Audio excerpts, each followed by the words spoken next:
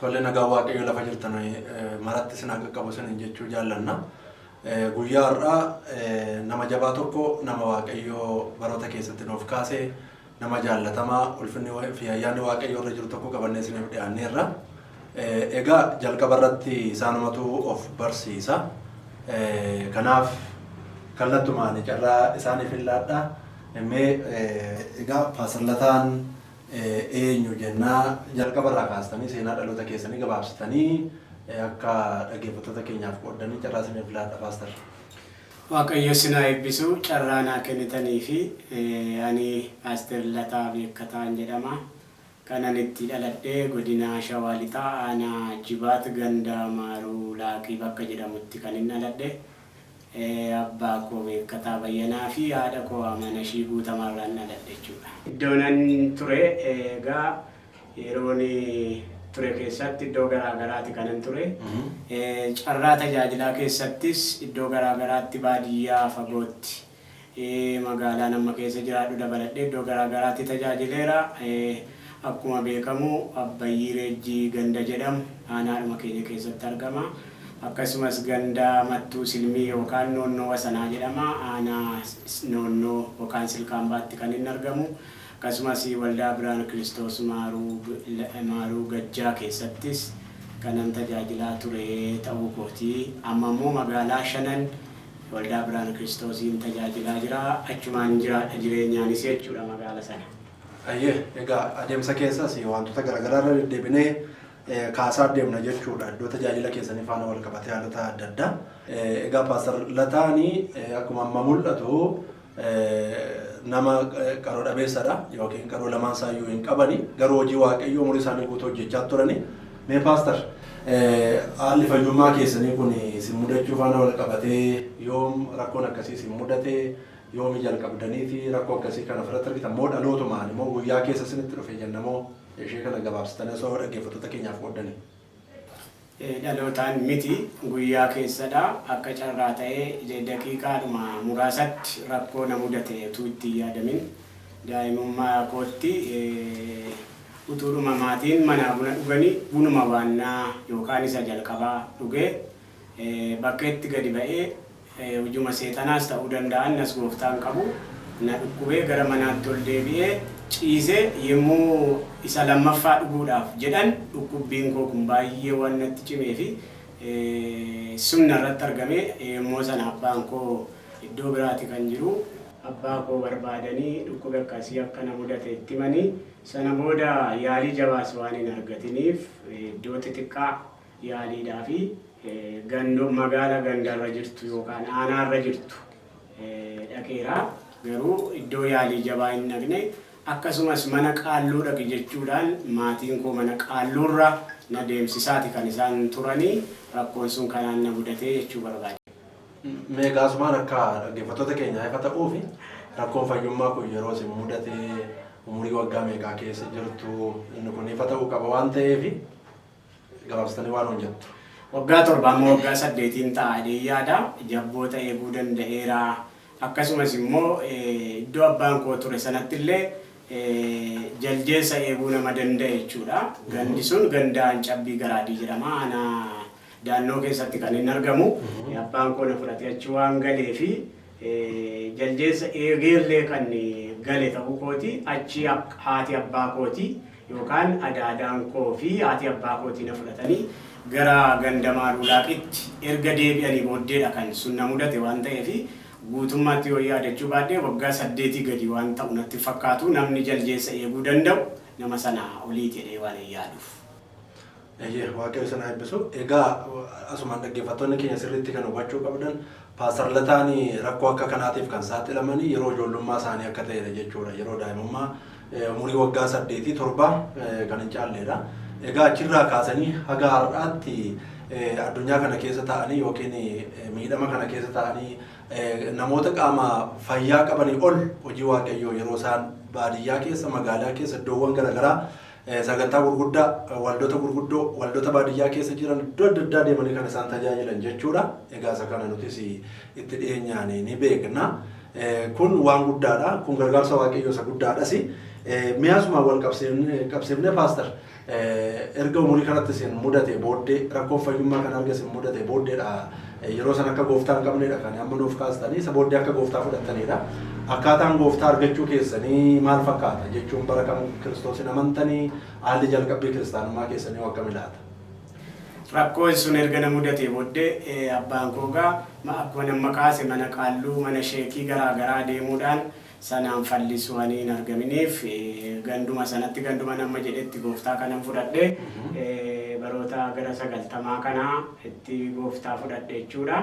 Isuma sanarraa kaaseen gara gooftaa kan hin dhufe. 90moota keessa jechuudha. Barasuma 90 jechuudha. Iddoon itti gooftaa fudhadhe ganda waldaa Giddaannaa Abbuu waldaa Makkaan Yesuusiiti jechuudha. Yeroo jalqabaaf achittiin harka ol qabee garuu yeroo dheeraa achi immoo hin jiraanne. Akkasidha. Mi'aasumaan akkaataan gara tajaajilaatti dhufuu keessanii carraan mana waaqayyoo keessa hojjechuu carraa waamicha kanaaf waamamuu hojii waaqayyoo keessatti hirmaachuu faana wal qabsiise akkaataa jalqabbii tajaajila keessanii waldota keessatti tajaajila jalqabdan akkasumallee waldaa jalqaba waamicha waaqayyoo isiniif godhe simattee isinis waamichicha simatte asumaan akka yaadannootti yoo nuuf kaastan jechuudha. Akkaataan gara tajaajila wangeelaatti ittiin dhuftan yaadannoo akkamii qaba laata? Galatooma waldaan itti tajaajila jalqabee idduman itti dhaladhe ganda Maaruu Gajjaa waldaa guutuu wangeelaati. Iddoo sanatti tajaajila kan hin jalqabee achumattiin guddadhes akkaataan itti tajaajila jalqabee jaalala namaan turre namnis kanaaf nama ga'aa jedhee waan namanneef chaalenjoonni garaa warra wajjin tajaajilu keessatti na mudataniiru. Namoonni kadhannaa naa kennuudhaaf yommuu ka'an illee jechoota tokkotti fayyadamu. Inni isaan itti fayyadamanis waaqayyo harree keessaa nu karaa qabaa mee isa wajjiniin waaqayyoon kadhannaa jedhanii gaafa kadhannaa naa kennuu ka'an yeroo hundumaa kan akkana jedhanii jalqabanidha mata duree isaa akkana jedhanii gaafa jalqabanii akka kadhannaa naa kennuudhaaf ka'anii nan yaadadha. Waa'ee sanaa yommuu kaasanii waaqayyo garuu didee tajaajila jajjabaatti na guddisaa deemee deeggarsa eenyuutiin utuu hin ta'in eenyuyyuu na tumsee utuu hin taane yaaduma waaqayyoo ta'ee gara tajaajila kanaatti dhufeera. Mee achumaan jalqaba irratti tajaajila kool ofiisii yookiin kutaa waamichaatiin kan tajaajilu jalqabdan waldaa kamitti laata? Waldichumattiin jalqabee sagantaa mandaraati kanan jalqabee sagantaa mandaraa galgala jira yeroo sana galgala mandara namaarraa deemuudhaan tajaajila wangeelaa achumattiin jalqabee yeroo jalqabaa achuman ture jechuudha. Haa ta'u mee yeroo baadiyyaa kana keessa hojii waaqayyoo hojjettan egaa beekamaadha. Akkuma waliigalaattuu jireenyi baadiyyaa isuma qaama guutuu yookiin agartuu qabuuf baay'ee ulfaataadha. Chaalenjoota baay'ee jiraata baadiyyaa keessa. Akkaataan yeroo isin tajaajila wangeelaa kanuma akka ammaa kana kan nuuf kaastan kana jechuudha. Jechoota tuffii garaagaraa nuuf kaastan hedduu isaan wal qabatee akka mudannootti wantanii hin dagadhu jettan yeroo baadiyyaa sana keessa umurii ijoollummaatiin jiraachaa turtan yoo jiraate waan hin jettu. Haa ta'u tajaajila keessatti wanta nani hin daganne gatii gurguddaa kaffalleerra tarii miiltowwan wajjin tajaajilaa turre keessatti sa'aatii tokko sa'aatii lama miillaan deemnee gatii gurguddaa kaffalleerra garuu wanta nani hin daganne bar tokko waldaa gara Godoraa jirtu waldaa Sumbutaa jedhamtu tokko tajaajiluudhaaf dhaqneetu fardan kadhadhe.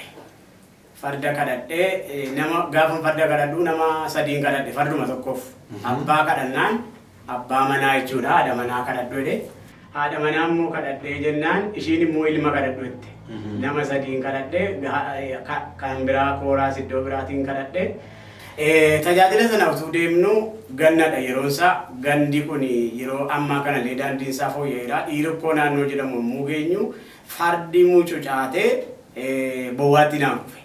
Fardi namaas miidhame kooraanis hin caccabe akkamiin jedhee galcha farda kanaan durayyuu namoota sadiin kadhadhee gara kana dhufe isa baay'ee dhiphina guddaa natti ta'ee nan sodaadhe ta'us garuu farda sana galchine namoonni naannoodhuma sana geessanii achitti gadhiisanii yeroo muraasa booddee maatii sana dhokadhee ture inni kun waan anani hin dagannedha. Mudannoo guddaadha kuni dhugaa dubbachuudha.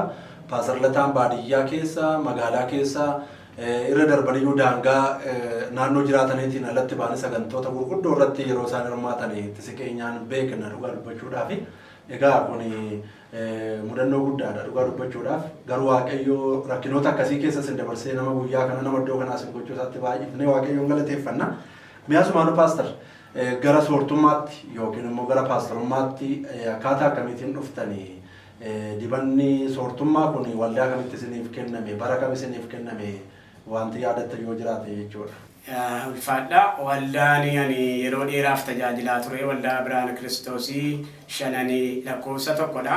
Waldaa kana keessa yeroo dheeraan tajaajilaa ture magaalaa sanas gara waggaa 18 kanan jiraadhe.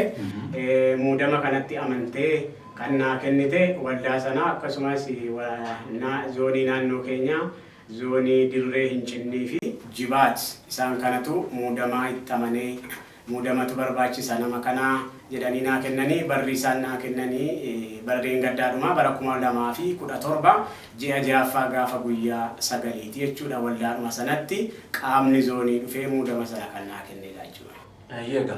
Egaa asuma waan hubachuu qabdan paastar Lataan umurii ijoollummaa rakkinoota isaan mudate kana keessa tattaafatanii guddatanii sadarkaa kanarra gahuu waan guddaadha dhugaa dubbachuudhaaf. Egaa adeemsota keessa bultoo akka ijaarratan quba qabna. Haalli bultoo keessanii akkam fakkaata? Bultoo bara meeqa ijaarrattanii yeroo ammaa kana immoo abbaa ijoollee meeqaati? Achumanis immoo maqaa ijoollota keessanii yoo nuuf eertan gaariidha. Mee maal nuun jettu sagantaatti paastar? Bara 2006 kanan bultoo ijaarradhe bara 2007 immoo mucaa tokkoon argadhe maqaan ishii Liidiyaa jedhamti.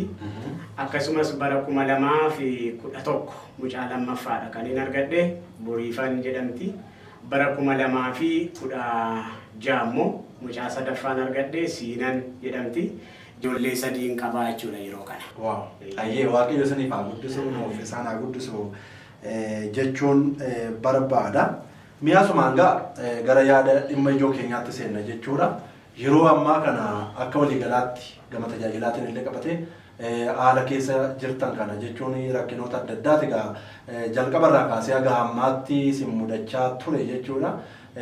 Akka waliigalaatti haala maalirra jirtu maal keessa jirtu mee dhaggeeffattoota keenyaaf odeeffannoo akkamii qooddu?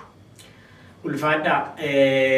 Ani akkuma jedhee baadiyyaa magaalaatti tajaajila yeroo dheeraa tajaajilaa ture. Bal'inaan illee tajaajilaan itti tajaajilaa ture. Aanaan keessa jiraadhu kana dabalatee aanaa Dirree Hincinnii, aanaa Daannoo akkasumas aanaa Noonnoo bal'inaan waldoonni kiristaanaa balbalanaa bananii na tumsaa turanii waldoota kana seenaa keessatti hin dagadhu. Aanaa Dirree Hincinnii fi aanaa Daannoo yeroo dheeraa isaan keessatti tajaajilaan ture. Akkasumas godina kanaan alas iddoo garaagaraatti tajaajilaa kanan ture. Yemmuun tajaajilaa ture kana keessatti rakkoo gurguddaan na mudate keessaa inni tokko rakkoo geejjibaati. Daandiinsaa sirrii miti, bu'aa bahii qaba, rakkina garaagaraa qaba. Chaalenjii akkasii keessa waggaa amma kanaa dabarsee amma har'aa gaheera jechuudha. Rakkoowwan jajjaboon na mudatan gargaarsa waaqayyootiin akkasumas tumsa namoota waaqayyootiin keessa darbee as gaheera. Haalli amma keessa jiru iddoo jireenyaa amma jiraadhu kana keessatti magaalaa kana keessa mana jireenyaa tumsa amantoota waldaadhumaan ani tajaajilaa jiruu fi waldaa amantoota magaalaa sana jiran namoota tokko akkasumas tumsi bulchiisa magaalaa shananii fi waajiroota tokko illee as keessatti gahee qabu carraa kanaan illee isaanii galateeffachuu barbaada. Tumsa isaaniitiin mana qaban ture. Ta'us garuu haalli naannoo sanaa uumamuma lafichaatiin miidhaa qaba, lolaa akka malee qaba. Isa kana lafti naannoo sanaa baay'ee ciccite. Karaan baa'umsaa baay'ee na rakkisa yeroo baay'ee caalatti immoo yeroo roobaa yaaddoo guddaa qaba jechuudha. Bu'aa bahii baay'ee qaba. Baanii galuu irratti rakkoodha. Ijoolleedhaaf rakkoodha. Naaf rakkoodha. Kanaaf yeroo rakkoo akkasii waan qabuuf kanan gara kanatti jijjiirradhe malee caalatti filannoo barbaade miti. Filannoonis nan barbaachisu jechuu miti. Gatii qabaatuma lafa mijataa iyyuu ta'e, lafuma gaarii iyyuu ta'e, iddoo xinnoo baajaajiidhaan yookaan taaskiidhaan ba'anii galan osoo ta'e irra caalatti filatamaadha. Sana caalayyuu immoo iddoon kun miillaaf iyyuu kan hin mijanne ta'uu isaatii malee filannoodhaaf gara kana dhufee miti. Kunillee karaa kanaanii akka gaariitti yoo hubatame gaarummaa qabaata. Karaa biraa immoo gatiin iddoo sanatti gurguranii fi asittiin bitan akkasumas ittiin hojii irratti hojjetan waliin dhufu gatii jabaadha. Garaagarummaa kan inni qabu. Kanaa isa kanarratti illee tumsaa jabaa barbaada. Tumsaa jabaa barbaada. Kanaaf namooti Waaqayyoo keessaaf alaa jirtan tumsa kanarratti illee akkanaa gootan waamicha jaalalaan guute isiniif dhiyeessa jechuudha. Rakkoo garaagaraa qabagaa kana keessatti bal'ifnee carraa kanaan kana sana jechuu yoo baanne rakkoon isaa gadi fagoodha. Tarii namoonni qaamaan beekanis jiru jechuudha. Dhugaan lafa jirus isa kanadha. Isa kanatu kana fidechuu barbaadeen. Egaa akkuma isaan amma kaasanii magaalli shanan yookiin aanaan jibaat teessumni lafa isaatii xiqqoo mijataa miti nama akka isaanii kanaaf jechuudha. Akkasumallee qilleensa baddaati yeroo hundumayyuu rooba qabaata. Roobni kunii fi haalli teessumaa mijataa hin taane kun immoo namoota akkas rakkinoota akkasii keessa jiraatan kanaaf mijataa miti waan ta'eef sanarraa kan ka'e achi gurguranii magaalaa Amboo keessa akka lafa bitatanii jiran odeeffanne isaanis yaaduma kana nuuf kaasaa jiru jechuudha. Isa magaalaa Amboo keessaa bitatan kanarratti ijaarsi jalqabamee xumurameen kan jiruu fi gatiin lafaa isaan ittiin bitatan sunillee kan magaalaa aanaa fi kan magaalaa godinaa kun walgitee hin jiru waan ta'eef sanarratti na deeggarsan barbaadaa yaada jedhu nuuf qoodaa jiru jechuudha. Kun baay'ee gaariidha. Egaa Paasarlataan wanti dinqisiifatamuu qabu inni guddaan lafa duwwaarraa ka'anii duwwaarran jiraa lafa naa bitaati akkas naa godhaa jechaan jiranii waa jalaa qabu yoo xiqqaate ammana deemaniiru. Ammana deemeen dadhabee san dadhabe irratti naaf birmadhaa yaada jedhu qabaatu jechuudha. Kanaaf yaada kana hubannoo keessa galchitanii akka itti birmattan asumaan waamicha guddaa isiniif goona. Egaa yeroo akkas jennu obboloonni kiristaanotaa biyyoota garaagaraarra kan jirtan addunyaa adda addaa keessa biyyoota alaa biyya keessa kan jirtan kutaa biyyootaa keessa kan jirtan nama kanaaf waamicha addaa isiniif goona jechuudha. Kanaaf deeggarsa barbaachisaa ta'e akka gootaniif akka deeggartan akka utubdan jaalala Waaqayyootiin isin gaafanna. Egaa Paastar Mee asumaan akka waliigalaatti tajaajila keessanii akka quba qabnanii bara 90moota gara dhumaa keessanii tajaajila keessan baree akka carraa osoo konfireensii guddaa tajaajiltaniin isin arge gaafa jalqabaa sana yeroo baay'ee wanti namoonni dinqisiifatan wanti namoonni kaasan Paasarlataan yeroo baay'ee lallaba caalaa yookiin sagantoota garaagaraa caalaa bifa barsiisaa leenjii garaagaraati kan isaan tajaajilanii. Paasarlataan dubbisuudhaaf yookiin ija fooniitiin arganii waa dubbisuudhaaf mijataa miti garuu immoo leenjii barsiisaa amantii gurguddaa sagantoota gurguddoo irratti yeroo isaan leenjisantu mul'ata. Akkamiin qindeessu laataa kun dinqisiifannaa guddaadha dhugaa dubbachuudhaaf akkaataa kamiitiin ajandaa tokko malee qindeeffamaa duraa duuba namoonni yeroo beekamaadha tokkoffaa lammaffaadhaniitu barsiisu waan ta'eef isin guyyoota walitti fufaa 3-4 dhaabattanii yeroo leenjistantu jira. Isa kanaaf warri isin dinqisiifatan ayyaana Waaqayyoo isiniif kennes kan dinqisiifatan Paasarlataan akkamittiin rakkinoota akkasii kana danda'anii barsiisa jajjabaa barsiisuu danda'u waan jedhu namoonni baay'een hin kaasu. Mee isa kanarratti muuxannoof mudannoo akkasumayyuu dinqisiifannaa gargaarsa Waaqayyootiif qabdanii akkamitti nuuf kaastu Paastar? Haa ta'u kun gaaffii nama hundumaati. Dhuunfaadhaanis iddoon tajaajila deemuttis namoonni na gaafatu. Isa kana dhuguma naafis gaaffiidha. Gargaarsa Waaqayyooti inni guddaan. Garuu ani waan lama yaadadha gargaarsa Waaqayyoo keessatti tokko ani utuman taa'u yookaan utuun kadhadhu mata dureen naa dhufa. Isuma sammuu koo keessatti hafuurri Waaqayyoo babal'isa. Taa'ee itti yaadee utuun ta'in diingatuma naa dhufa utuun taa'u utuun kadhadhu naa dhufa isuma sana babal'isee akkanii barsiisu hafuura Waaqayyootu na gargaara. Lammaffaa immoo gaafa namoonni barsiisa wayii barsiisan ani immoo karaa isaan barsiisan utuu hin taane karaa biraa natti mul'ata. Mata duree namni fudhatee barsiisu tokko karaa inni barsiise utuu hin ta'in namoonni wajjin tajaajilaa turre yeroo dheeraa tajaajiltoonni kan ajaa'ibsiifatan illee isa sanadha. Ana immoo karaa biraatu naa ifa jechuudha. Kanaaf kanneen kana lamaaniin Waaqayyo na gargaaree akkuma isin amma kaaftan konfireensii gurguddaa leenjii adda addaa kan hin tajaajilaa ture isa kanadha. Karaa kanaan kan naa ifu caalatti garuu kan natti mul'atu dandeettii kootu hin ta'in gargaarsi Waaqayyo ammaarraatti na gargaaree dhaloota dinqisiifachiise. Anallee ulfinni guddaan namoonni toora sanatti naa kennanii guddaadha. Kanaaf caalatti gargaarsa waaqayyooti jechuun barbaada. Akka namaatti garuu karaa kana lamaantu natti ifa. Waaqayyo guddaa isin haa eebbisu. Mee akka waliigalaatti isin waaqayyo isin gargaaree amma iddoo kanaatti jiraattaniittu dhaloota dudduubaan dhufaa jiruuf dargaggootaaf akka waliigalaatti warra kiristaanummaa keessa jiran dargaggoota kiristaanotaa dargaggoota akka waliigalaatti jiraniifis dhaamsi isin qabdan jira laata paastar?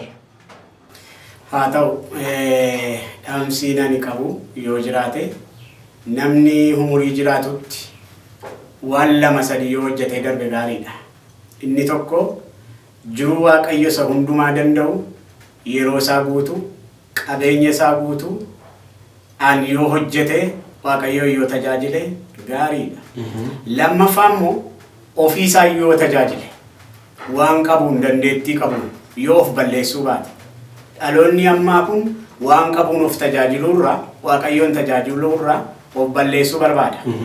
Jireenya isaa gadhiisitti qulqullummaa malee yoo maallaqa qabaate dhugutti qaamutti machaawutti huccuu sirriin taane uffachuutti jireenya isaa akkatti of balleessaa jira. Kanaaf namoonni waan qabaniin dandeettii waaqayyo isaanii kenneen qabeenya waaqayyo isaanii kenneen fayyaa waaqayyo isaanii kenneen ofii isaanii yoo of tajaajilan gaariidha. Inni karaa biraa hiriyaa isaaniillee nama kan biraallee yoo tajaajilan gara dhugaatti yoo nama fidan gara biyya lafaatti wal geessuurra dirree warra waaqayyoon beennee akka warra waaqayyoon beenneetti jiraachuurra gara mana waaqayyootti wal fidu gara qulqullummaatti wal gorsuu fi wal jajjabeessuudhaan yoo jiraate gaariidha. Karaa biraa gaa'ilaan yeroo ammaa yeroo itti gaa'ilaan namooti baay'een gaa'ila alatti lama sadii ijaarratanii isa keessaa immoo takka turanii filatanii isa kaan immoo harcaasanii yoo jabaate tokko harkatti hafan yoo ta'uu baate immoo hunda isaa dhiisanii iyyuu carraa biraa barbaaddatan. Karaa biraa immoo onlaayiniidhaan wal fuudhaa wal gadhiisaa oolan qarshiidhaan wal fuudhaa wal gowwoomsaa oolan jireenya akkasiitu jira waan ta'eef jireenya akkasiirraa dhaloonni kun yoo of eeggate yeroo itti gooftaan dhufu hin beeknu amma jiraannu hin beeknu namni garuu wanti inni gochaa jiru amma jiraatu hin beeku akka waan bara baraan jiraatutti waan isa kan biyya lafaa kana akka ittiin hojjeta. Kanaaf yeroo isaa baay'ee waaqayyoof hin kennu yeroo isaa baay'ee waaqayyoof kenne waanuma biyya lafaatti hojii biyya lafaatti dinagdee biyya lafaatti barumsattuu jabaatee barate jabaatee inni hojjetu immoo hojjete inni qusatu immoo qusate waan qusate kana immoo waan gaariidhaaf yoo oolche gaariidha jechuun barbaada. Waaqayyo sana eebbisu. Egaa Paasallataan dhaamsa jabduu dabarsanii mee asumaanii namoonni isin agaa iddoo kanaatti na utubaniiru na gargaaraniiru isaan galateeffachuun barbaada namoonni isin jettan yoo jiraatan. Ulfaadha tokko tokko waamee ebeluufaa yoo hin jedhee tokko dagatamuu danda'u waan ta'eef walumaa gala waldaan keessa jiraachaa ture waldaa amma tajaajilaa jiruu fi magaaluma sana keessa namoota jiran waldoota jiran bulchiisa magaalaa 5 waajjira bishaanii magaalaa 5 caalatti galateeffachuun barbaada. Ulfaadhaan isaaniin jechuu barbaada sana keessatti tumsi isaan naa godhanii tumsa jabaadha ture. Kanaaf carraa kanaan isaan galateeffadhaa isaan qofa miti isinillee carraa kana naa kennitanii akka ittiin uummata bira ga'ii naan jechuu keessaniif illee carraa kana naa kennuuf ulfaadhaan isiniin jedha. Waaqayyo guddaa isin haa eebbisu. Egaa asumaanii sagalee waamichaa isin dhageessifna jechuudha akka koree dhimma kanaaf ijaarametti koreen kun akka waliigalaatti qindoomee akkaawuntii Paastar Lataa Beekkataa Bayyanaa kan jedhu kan armaan gaditti barreeffame lakkoofsa herreegaa baankota garaagaraa kanaa gaditti isiniif dhiyeessineerra isarratti deeggaruu dandeessu. Akkasumas immoo Paastar Lataa kallattiidhaan bilbiltanii namoonni jajjabeessuu barbaadan akkasumas tajaajila isaaniirraa hirmaachuu kan barbaadan dhuguma dubbachuudhaa fi tajaajilli isaanii tajaajila dinqiidha. Gargaarsa waaqayyoo akkuma amma afaan isaaniirraa dhageenye gargaarsa addaatu isaan wajjiniin jira. Waaqayyoo isaan gargaaree sagantoota gurguddoo tajaajilu warri irraa tajaajilamus barbaadan Paastar Lataas jajjabeessuu kan barbaadan lakkoofsa bilbila isaanii armaan gaditti barreeffamee quunnamuu dandeessu isiniin jenna. Kanaaf namoonni biyya hambaa biyya keessa iddoo garaagaraa kan jirtan kutaa biyya iddoo adda addaa kan jirtan waldonni kiristaanaa obboloonni amantoonni namoonni waaqayyo isin gargaaree qabeenya harkaa qabdan warri amantii kanaan alallee jirtan gargaarsa namummaa gochuu kan fedha qabdan hunduma keessaniif waamicha kabajaa isiniif goona. Kanaaf birmannaa obboleessi keenya Paaster Lataa Beekkataa Bayyanaa isiniif godhan kana jalaa waadhaa isiniin jenna. Lafa jirtanitti waaqayyo guddaa isin haa eebbisu. Eebbifamaa ulfaadhaa.